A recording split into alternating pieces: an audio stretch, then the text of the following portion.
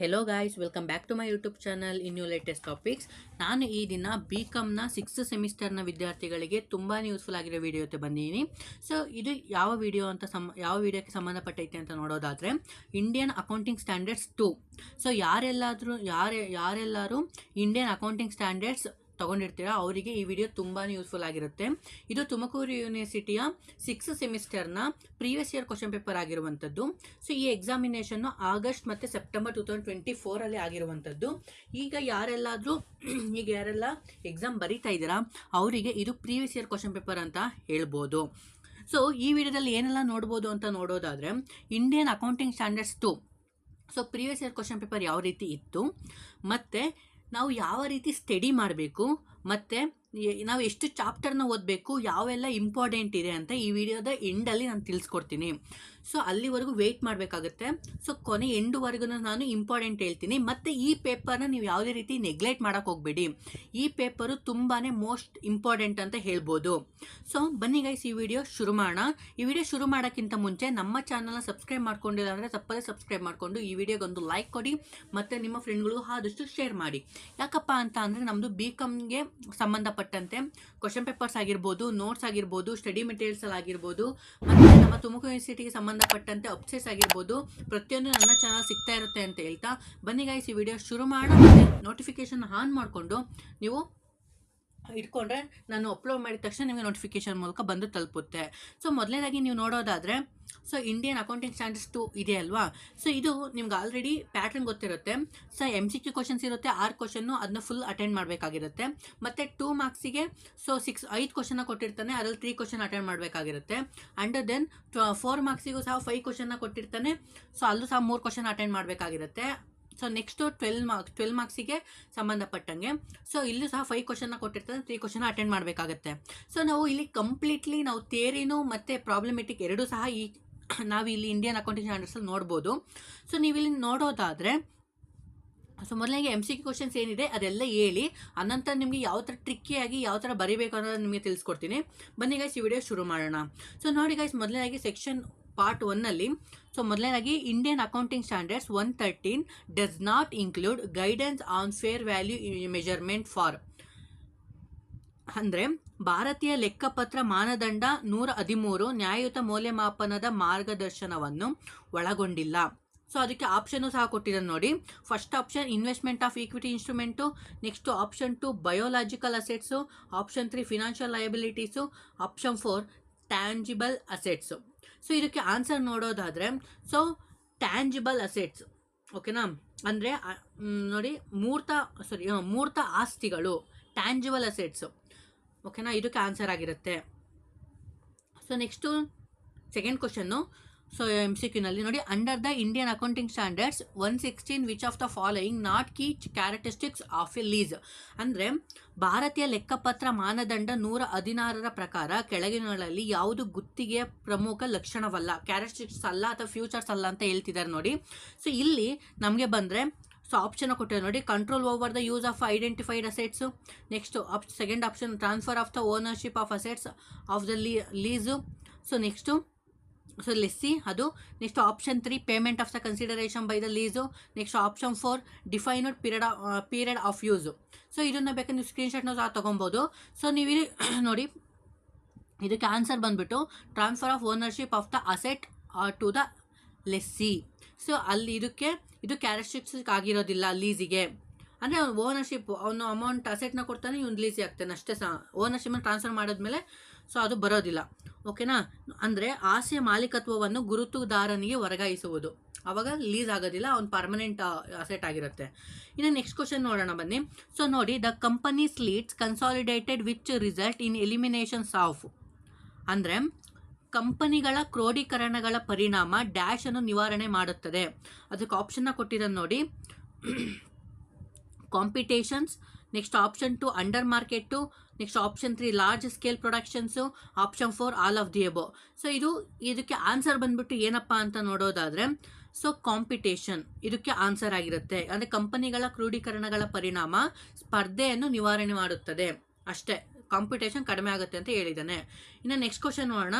So ಮೊದಲನೇದಾಗಿ ನೋಡಿ, earning per share Indian accounting standards deal with, ಅಂದರೆ ಪ್ರತಿ ಷೇರು ಗಳಿಕೆ ಇದು ಯಾವ ಭಾರತೀಯ ಲೆಕ್ಕಪತ್ರ ಮಾನದಂಡ.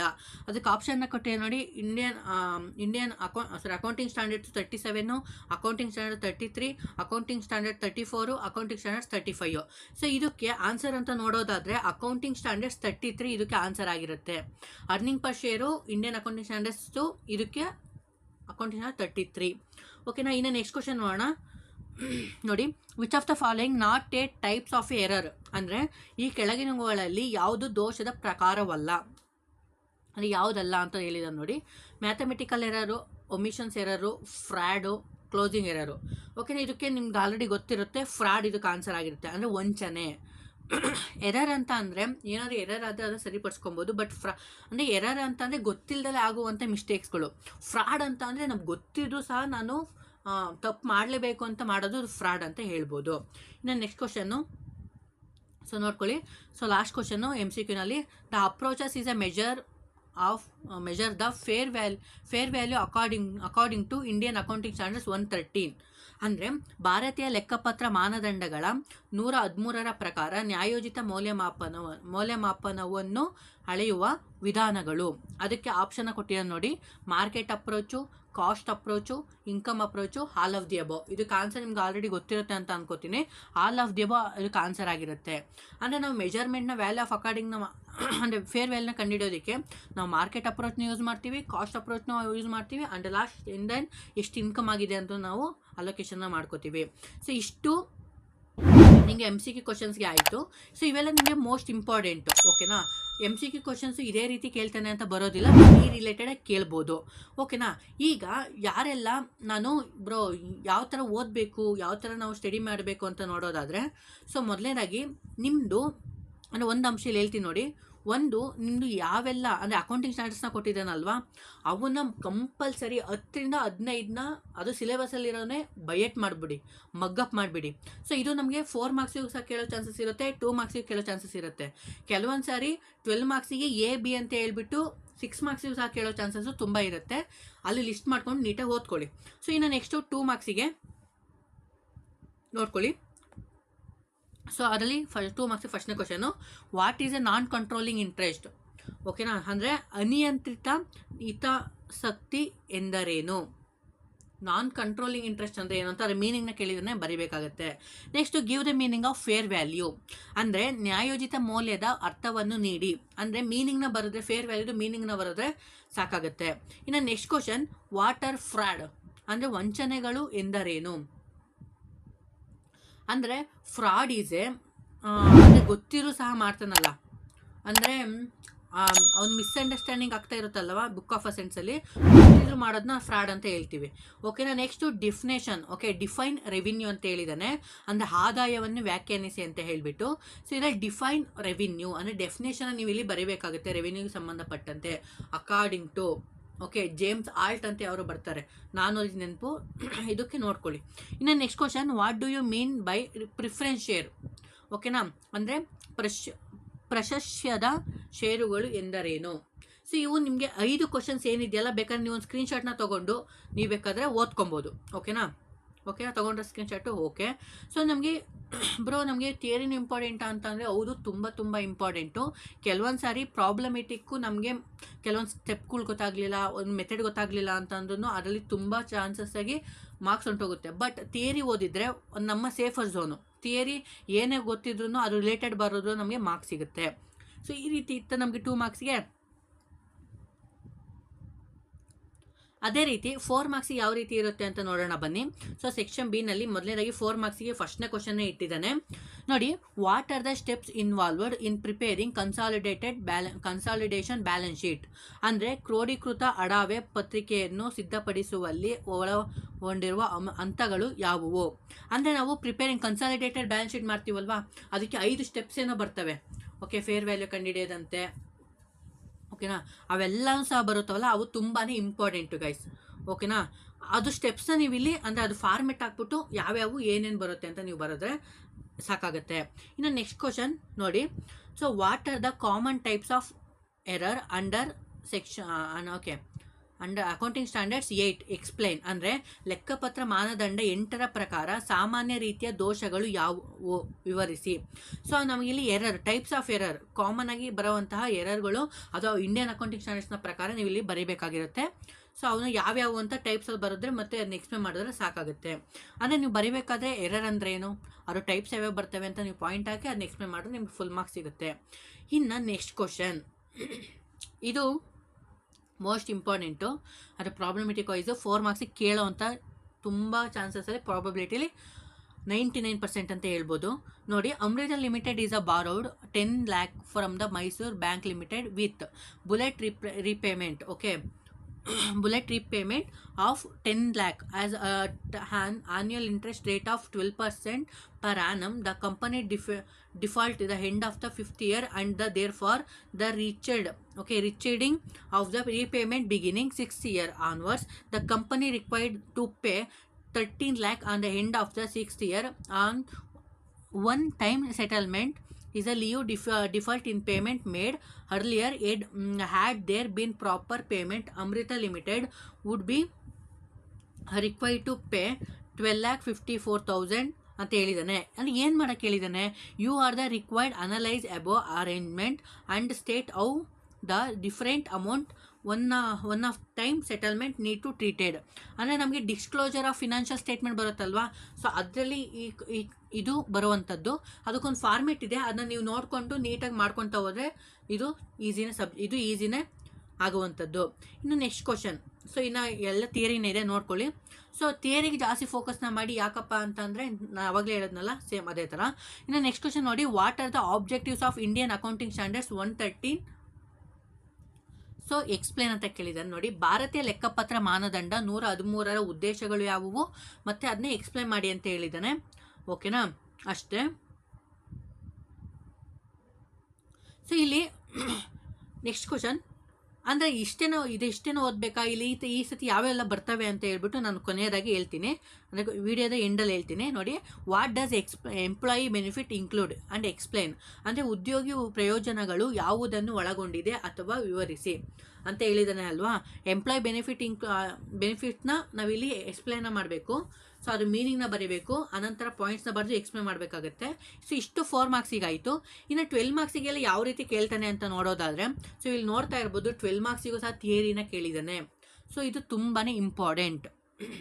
ಸೊ ಮೊದಲನೇದಾಗಿ 12 ಮಾರ್ಕ್ಸಿಗೆ ಹೋಗೋಕ್ಕಿಂತ ಮುಂಚೆ ನಾನು ಇಂಪಾರ್ಟೆಂಟ್ ಎಲ್ಲ ಹೇಳ್ತೀನಿ, ಇಲ್ಲೇ ಹೇಳ್ಬಿಡ್ತೀನಿ, ಆಮೇಲೆ 12 ಮಾರ್ಕ್ಸಿಗೆ ಮುಗಿಸ್ಕೊಂಡು ಹೋಗ್ತೀರಾ. ಅಂದರೆ ನಿಮಗೆ ಚಾಪ್ಟರ್ ವೈಸ್ ಅಂತ ನೋಡೋದಾದರೆ ಕನ್ಸಾಲಿಡೇಟೆಡ್ ಫಿನಾನ್ಷಿಯಲ್ ಸ್ಟೇಟ್ಮೆಂಟ್ ಅಥವಾ ಕನ್ಸಾಲಿಡೇಟೆಡ್ ಬ್ಯಾಲೆನ್ಸ್ ಶೀಟ್ನ ಮಾಡೋಕ್ಕೆ ಬರುತ್ತಲ್ವಾ. ಇನ್ನು ನೆಕ್ಸ್ಟು ಎಂಪ್ಲಾಯಿ ಬೆನಿಫಿಟ್ಸ್ ಆಗಿರ್ಬೋದು, ಲೀಸ್ ಆಗಿರ್ಬೋದು, ಸೊ ಇಂಟ್ರಿಮ್ ಫಿನಾನ್ಷಿಯಲ್ ರಿಪೋರ್ಟಿಂಗ್ ಆಗಿರ್ಬೋದು, ಶೇರ್ ಬೇಸ್ಡ್ ಪೇಮೆಂಟ್ ಆಗಿರ್ಬೋದು, ಇವುಗಳ ಮೇಲೆ ನಿಮಗೆ ಪ್ರಾಬ್ಲಮೆಟಿಕ್ಕು ಬರುತ್ತೆ ಆ್ಯಂಡ್ ಥಿಯರಿನೂ ಬರುತ್ತೆ.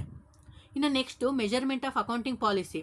ಸೊ ಇದರಲ್ಲಿ ಯಾವೆಲ್ಲ ಇಂಪಾರ್ಟೆಂಟ್ ಅಂತ ನೋಡೋದಾದರೆ disclosure of government assistance, share based payment, Indian accounting standards 102.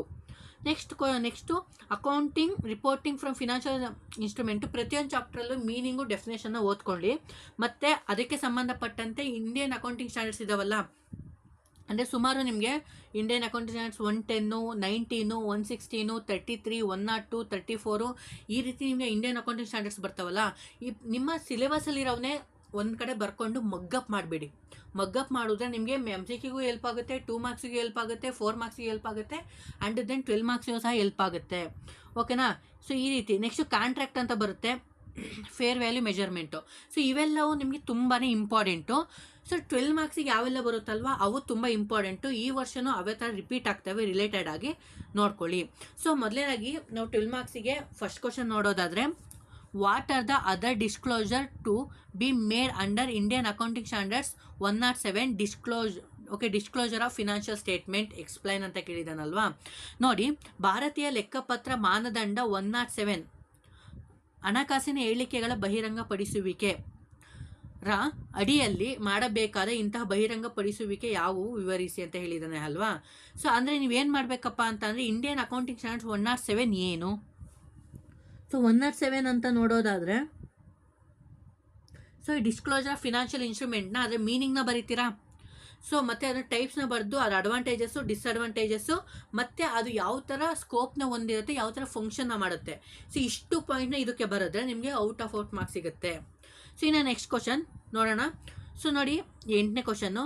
So explain 12 ಮಾರ್ಕ್ಸಿಗೆ explain the 5 step model achieve the core principal Indian accounting standards 115. ಅಂದರೆ ಭಾರತೀಯ ಲೆಕ್ಕಪತ್ರ ಮಾನದಂಡ 115ರ ಮೂಲ ತತ್ವವನ್ನು ಸಾಧಿಸಲು 5 ಹಂತದ ಮಾದರಿಯನ್ನು ವಿವರಿಸಿ. ಅಂದರೆ ನಮಗೆ 5 step models of principle Indian accounting standards 115 ಅಂತ ಬರುತ್ತೆ.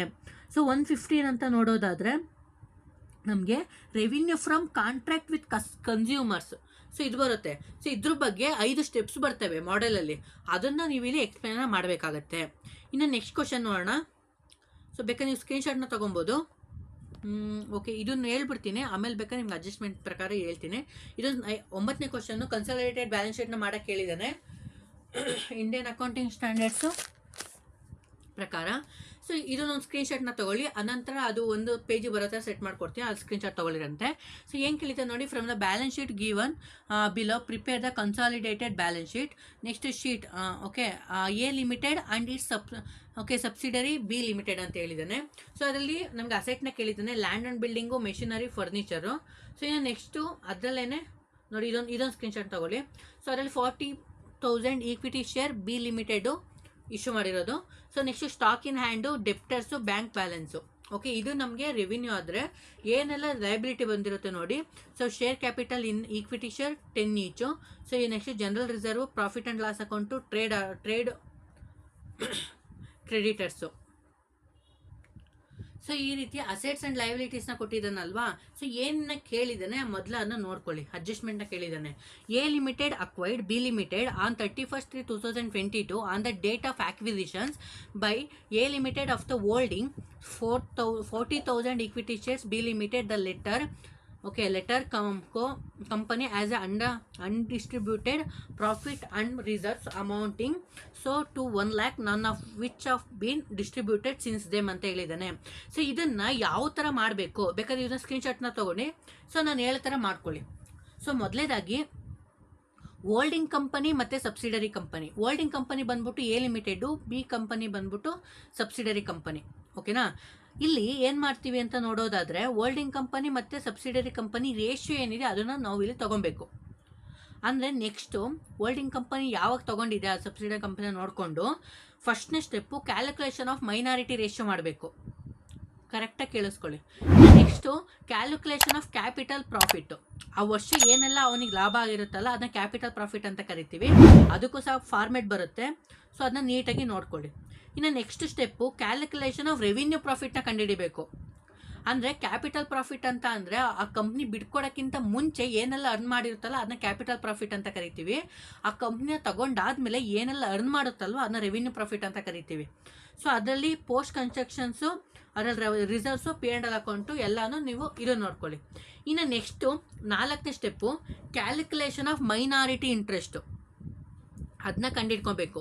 ಸೊ ಇದರಲ್ಲಿ share capital, minority share holders, share capital profit, share revenue profit ಇವೆಲ್ಲನೂ ಆ್ಯಡ್ ಮಾಡ್ಕೊಬೇಕಾಗತ್ತೆ.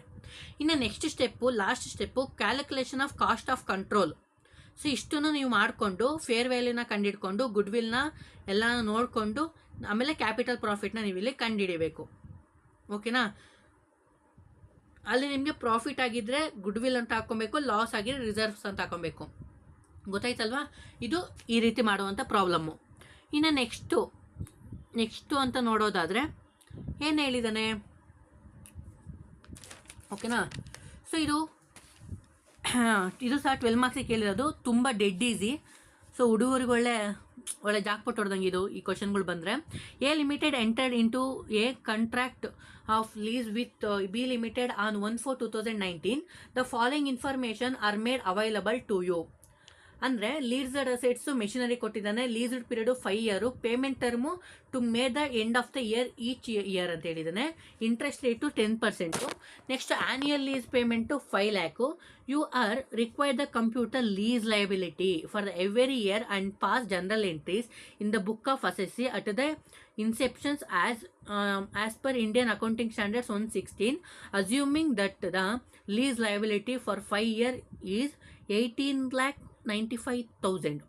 ಓಕೆ, ಇಲ್ಲಿ ನಮಗೆ ಲೀಸ್ ಅಂದರೆ ಇಂಡಿಯನ್ ಅಕೌಂಟಿಂಗ್ ಸ್ಟ್ಯಾಂಡರ್ಡ್ಸ್ 116 ಬರುತ್ತಲ್ಲ, ಲೀಸ್ ಕ್ಯಾಲ್ಕುಲೇಷನ್ನ ಮಾಡಿ ಲಾಸ್ಟಕ್ಕೆ ನಮಗೆ ಸೊ ಜನರಲ್ ಎಂಟ್ರೀಸ್ನ ಪಾಸ್ ಮಾಡಬೇಕಾಗತ್ತೆ. ಅದು ತುಂಬಾ ಈಸಿ, ಓಕೆನಾ. ಅದರಲ್ಲೂ ನೀವು ನೀಟಾಗಿ ತಿಳ್ಕೊಂಬಿಟ್ರೆ ತುಂಬ ಈಸಿ ಆಗುತ್ತೆ. ಇಲ್ಲಿ ನಿಮಗೆ ಲೀಸ್ಗೆ ಸಂಬಂಧಪಟ್ಟಂಗೆ ಕೇಳಿದ್ದಾನೆ, ಬೇಕಾದ್ರೆ ನೀವು ಸ್ಕ್ರೀನ್ಶಾಟ್ನ ತೊಗೊಬೋದು. ಇನ್ನು ನೆಕ್ಸ್ಟ್ ಕ್ವಶನ್ಸ್ ಯಾವ ಥರ ಕೇಳಿದ್ದಾನೆ ನೋಡಿ. ಸೊ ಏನು ಕೇಳಿದ್ದಾನೆ ಅಂತ ನೋಡೋದಾದರೆ, ಕನ್ಸಾಲಿಡೇಟೆಡ್ ಫಿನಾನ್ಷಿಯಲ್ ಸ್ಟೇಟ್ಮೆಂಟ್ ಅಥವಾ ಕನ್ಸಾಲಿಡೇಟೆಡ್ ಬ್ಯಾಲೆನ್ಸ್ ಶೀಟ್ ಅಂತ ಕರಿತೀರಲ್ವಾ, ಅದ್ರ ಬಗ್ಗೆ ಕೇಳಿದ್ದಾನೆ. ಸೊ ಇದನ್ನು ಬೇಕಾದ್ರೆ ನೀವು ಅಂದರೆ ಅಸೆಟ್ಸ್ನ ಬೇಕಾದ್ರೆ ಸ್ಕ್ರೀನ್ಶಾಟ್ನ ತೊಗೊಳ್ಳಿ, ನಿಮಗೆ ಲೈಬಿಲಿಟೀಸ್ ಹಾಕಿ ಆಮೇಲೆ ಅಡ್ಜಸ್ಟ್ಮೆಂಟ್ನ ಹೇಳ್ತೀನಿ. ಸೊ ನೋಡಿ, A limited holds 80% of equity ಶೇರ್ನ ಕ್ಯಾಪಿಟಲ್, ಓಕೆನಾ. Equity share of capital B Limited, which was acquiring on 31st March 2022, when B Limited as a credit balance is in profit and loss account 15,000 and general reserve 20,000. ಕೇಳಿದ್ದಾನೆ, ನೋಡಿ adjustment ಕೊಡ್ತಿದ್ದಾನೆ. Stock held by A limited include 5,000 for the good supplied by B limited at the profit of 20% on selling price from the following balance sheet. Prepare the consolidate balance sheet 31st March 2023. ಅಂದರೆ ನಮಗೆ ಇಲ್ಲಿ ಅಸೆಟ್ನ ಕೇಳಿದಾನೆ. ಇದು fixed assets, investment 8,000 share B limited, ಓಕೆನಾ. Stock, debtors, cash ಎಲ್ಲ ಕೇಳಿದ್ದಾನೆ. ಇನ್ನು ಲಯಬಿಲಿಟೀಸ್ ಅಂತ ಬಂದರೆ, ಓಕೆ, ಇಷ್ಟು liabilities. Share capital is shares ₹10 each fully paid. Capital reserve, general reserve, profit and loss account, creditors, bill payable, bank overdraft, ಇಷ್ಟು ಕೇಳಿ. So ನಮಗೆ ಅಡ್ಜಸ್ಟ್ಮೆಂಟು ಮೇಲ್ಗಡೆ ಇದೆಯಲ್ವಾ, ಸೇಮ್ ಕನ್ಸಾಲಿಡೇಟೆಡ್ ಬ್ಯಾಲೆನ್ಸ್ ಶೀಟ್ ಅಂದರೆ ನಾನು ಅವಾಗಲೇ 5 ಸ್ಟೆಪ್ಸ್ ಹೇಳಿದೆ. ಯಾವುದಿದೆ ಹೇಳಿದೆ? ಕ್ಯಾಲ್ಕುಲೇಷನ್ ಆಫ್ ಮೈನಾರಿಟಿ ರೇಷಿಯೋ, ಓಕೆನಾ. Next calculation of capital profit, next calculation of revenue profit, so next calculation of minority interest. ಇದೊಂದು ಫುಲ್ ಕ್ವಶನ್ನು 11 ಕ್ವಶನ್ ಇದೆ, ಅದು ಸ್ಕ್ರೀನ್ಶಾಟ್ ತೊಗೊಬೋದು.